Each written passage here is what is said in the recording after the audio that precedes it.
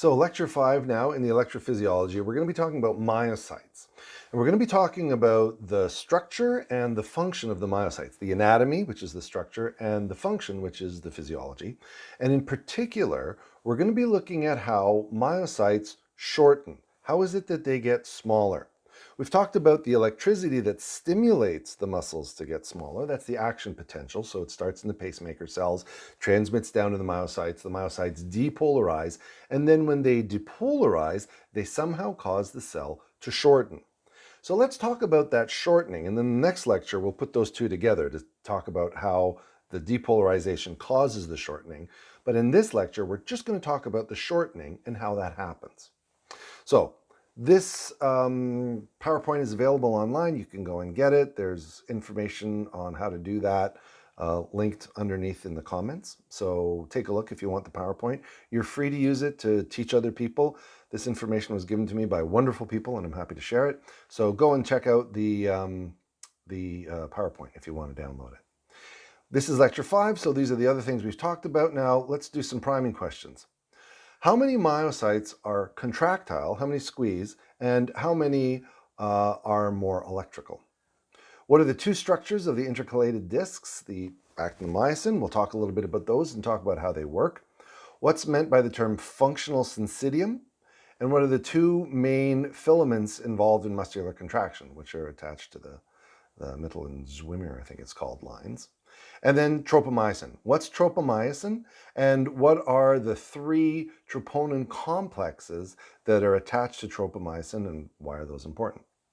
So let's take a look at myocytes. At the top, we can see your heart, and we're going to take a little small bit, and we're going to expand that. And then when we look underneath, we can see some myocyte cells. Myocyte cells aren't your classic little round cells. They're more finger-like. So if we take a look down here, there's one myocyte, there's another myocyte here, and you can see the myocytes actually branch and spread out like fingers on the end of a hand. And at the end of the branches, you can see here, and you can see here, what are called an intercalated disc. And that's how the myocytes connect to each other, through this intercalated disc.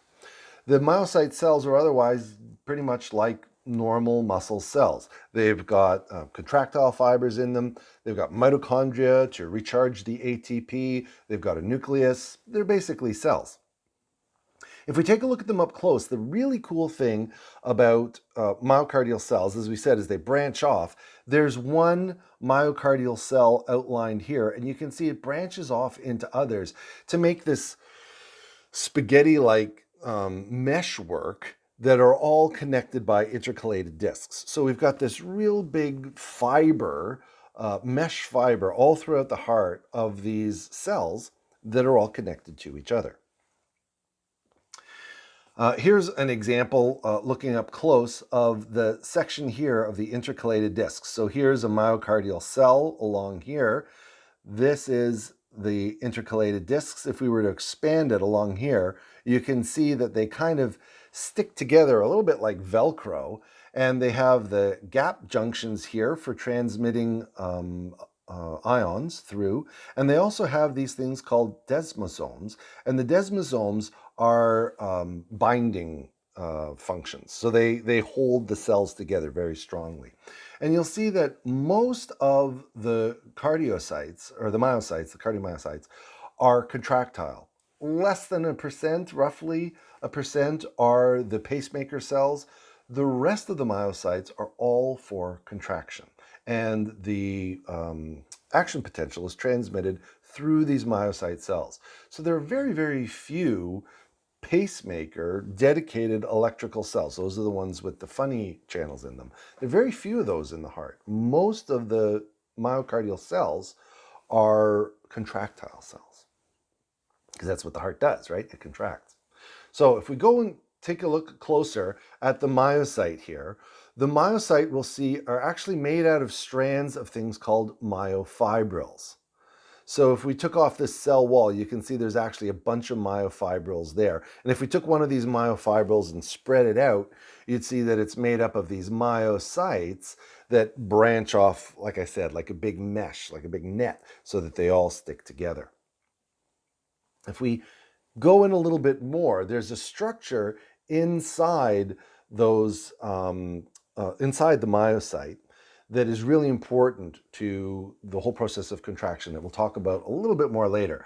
But if we take a look up here in frame number 1, you'll see that we've got the cell membrane over top of the myocyte, and there are these little openings, these little invaginations called T-tubule invaginations. And here they are. If we take off the skin of the myocyte there, we can see going in down between the myofibrils, these T-tubules. If we were to cut off one or cut out one of these myocyte branches here, then what we get are these T-tubules visible clearly. And the reason they're called T-tubules is because they're transverse. They enter down into the myocyte transversely. So these are just transverse tubes that go down into the myocyte, and they go down into something called the sarcoplasmic reticulum. And this is the sarcoplasmic reticulum. It's between all of these different fibers of the cell. And in the sarcoplasmic reticulum, there are these cisterna, which are like bags. They're containers, these deep cisterna, and they're filled with calcium.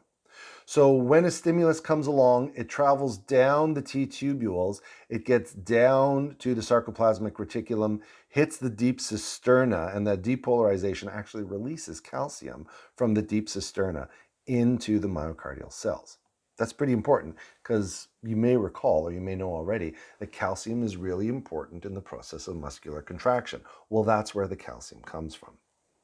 So deep in the myocytes is this network of sarcoplasmic reticulum with the deep cisternae in there, and that's where we get the calcium from. If we take a look at the structure of the myocytes, you might have studied this before. So here are, we've got Z bands and M bands, and then these fibrils which come out across that do this sort of a thing, which we call interdigitation. They mix in with each other. Now, I always wonder where these terms come from, so I went and I looked it up. And these Z discs, we're looking at the side here, but think of it more as a circle, right? Because we'd be looking at the circle here. So this circle of line that we're looking at the edge on is called the Z line, which stands for zwischen, which means between in German. And the M line here stands for Mittel in German, which means middle in English. And then these different sections here, the I and the H, have different names as well. But really, it's the Z bands and the M bands and these fibers that come off of it that were important, because those are the fibers that slide together and bring the Z bands and the M bands together to shorten the muscle. Let's go a little bit deeper and see how that actually works. So here are our Z bands, seen a little bit now from a lateral view, so we can see that they're discs, and we've got some fibrils sticking off, and here's our middle bands with other fibers sticking off. There's two types of fibers, and those fibers are called actin and myosin. And if you're trying to remember this for a test, you can remember ZAM. The Z bands have actin, ZA, and the M bands, the middle bands, have myosin. Or if you just remember M bands, myosin, then the other one is where the actin is. So those connect together. Here we've actually separated them out. You don't find them like this naturally. They're usually just slightly interdigitated, waiting to squeeze together. So this is in the ready to go state, like this, with the actin and the myosin ready to start sliding over each other. So if we take a look at here they are ready to go. Actin and myosin ready to contract together. They interdigitate, and you can see that the M discs and the Z discs slide closer together. They're pulled together because of that interdigitation, and that will make the whole muscle shorten, which is a contraction, and it'll pull things along if you attach it to the end, like a tendon which is attached to a bone. So that's how we make things move. Okay. So actin and myosin, and if we get a little bit closer, you'll see that these little things on the myosin called the motor heads, and those motor heads are the things that actually grab onto the actin and ratchet it so that these things slide together. It's not magnetism, it's not magic. It's a process of the motor heads from the myosin filaments grabbing onto the actin and pulling it along, and then coming again and pulling it along. So the myosin filament, you can see the motor heads up close. The actin filament, however, has a problem. And the problem is that the actin filament can't be grabbed. by the motor heads of the myosin filament because there's a covering over the actin filament, which makes it slippery and unable for the motor heads to grab. And that covering is called tropomyosin. So here's my myosin, here's my actin, and over top of the actin is this tropomyosin sleeve, which makes it impossible for them to contract. So what we have to do is somehow get this sleeve off in order for them to contract. And the way we do that is by introducing some calcium. So if we look at this a bit more closely, here's the myosin, here's the motor head, and it's this motor head which grabs onto binding sites on the actin. However, those binding sites are covered up by this tropomyosin. Now, the tropomyosin here is pictured as it actually is in the real world. It's a thin strand which just covers the binding heads, but I can't really do that with my arm, so I'll do a slightly different analogy. Along here, we've got our troponin complex, and the troponin complex has three parts: the troponin C, the troponin I, and the troponin T. Troponin C is where the calcium binds. And when the calcium binds to troponin C, it pulls the tropomyosin sleeve off, allowing the myosin filament, the motor heads of the myosin filament, to start pulling along on the troponin. So troponin C, for calcium, is the thing that starts it all. To put the sleeve, the tropomyosin sleeve, back over the actin filament, we trigger the troponin I. I stands for inactivate. So the I inactivates the withdrawal of the tropomyosin and puts the tropomyosin back together. And this troponin T here, this light pink thing, is the thing that binds or ties, troponin T, the inactivating troponin from the calcium troponin. So how does this work? Here's my myosin, here's my, make sure I get this on the screen, here's my actin. They're ready to go. They're attached to the Z and M bands, and they want to contract.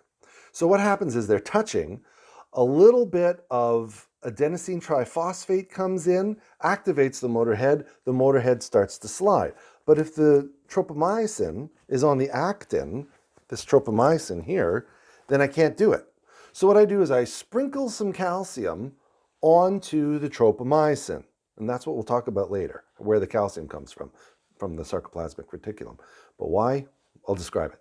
So that from the sarcoplasmic reticulum, the calcium comes in and it hits the troponin C, the troponin calcium, which is the button. So that little button, in my analogy, is the troponin C. And ta-da, beautiful naked actin, all ready to be grabbed by the motor heads of the myosin filament. So they come and they grab, and when they grab here, they stop. So these motor heads, I kind of like to think of them as fake elastic arms. When you stretch them out, they just go whoosh, and they grab back. So we take some energy to stretch these out, and they grab, and then they just stay there.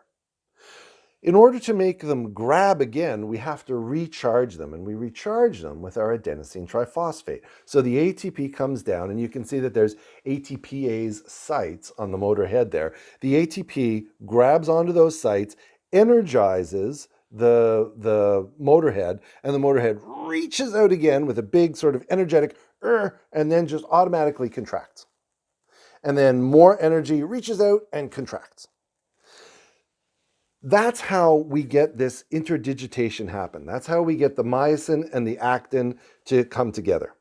And when it relaxes again and the troponin I is activated, then it inactivates the tropomyosin, and the tropomyosin sleeve comes back down over my actin filament. So now my actin filament is covered with the tropomyosin, and the myosin motor heads can't grab anymore.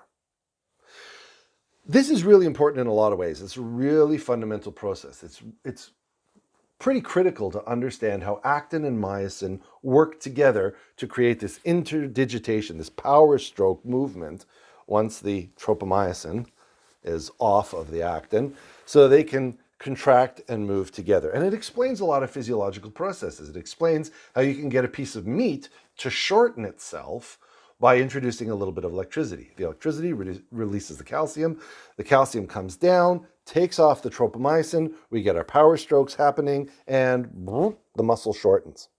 It also explains something else, which is kind of cool. It explains quite a few things, but there's something else that's really neat. You might know that when people die, they undergo a process called rigor mortis, literally rigid death, right?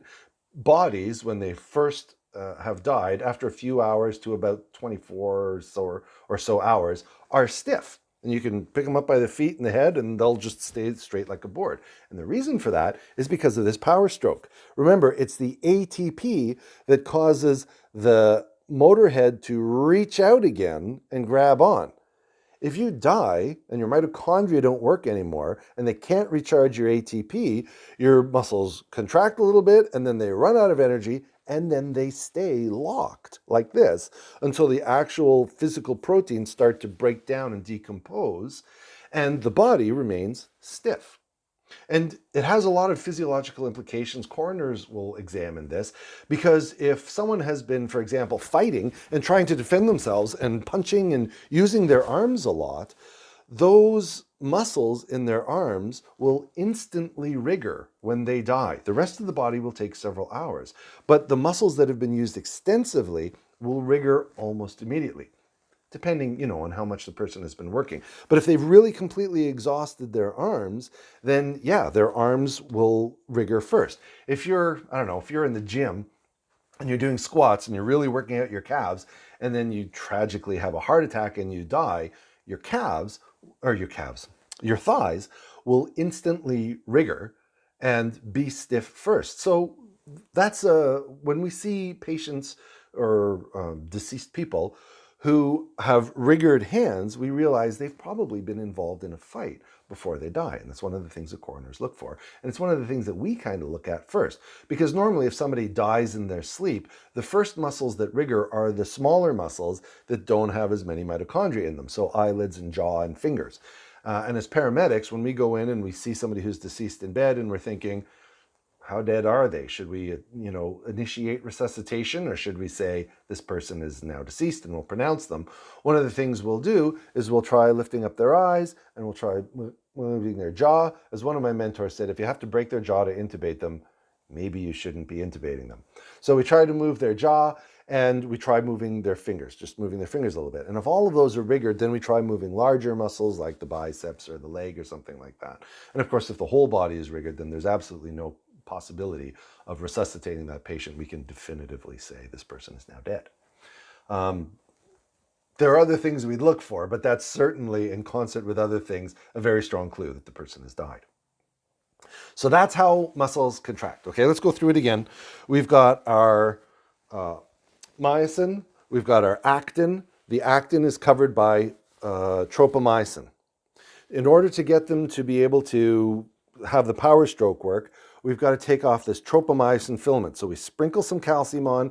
The calcium hits the buttons, troponin C for calcium, and takes off the tropomyosin, and then the motor heads do their interdigitation, and then the troponin I inactivates that withdrawal and covers the tropomyosin back up, and these things slide apart. And they can't contract until we get more calcium coming in to take off the tropomyosin to let them go. So that's the process of contraction. This is how muscles get smaller. This is how our heart contracts. And it does this, 60 to 150, 200 times a minute, depending on how hard you're exercising.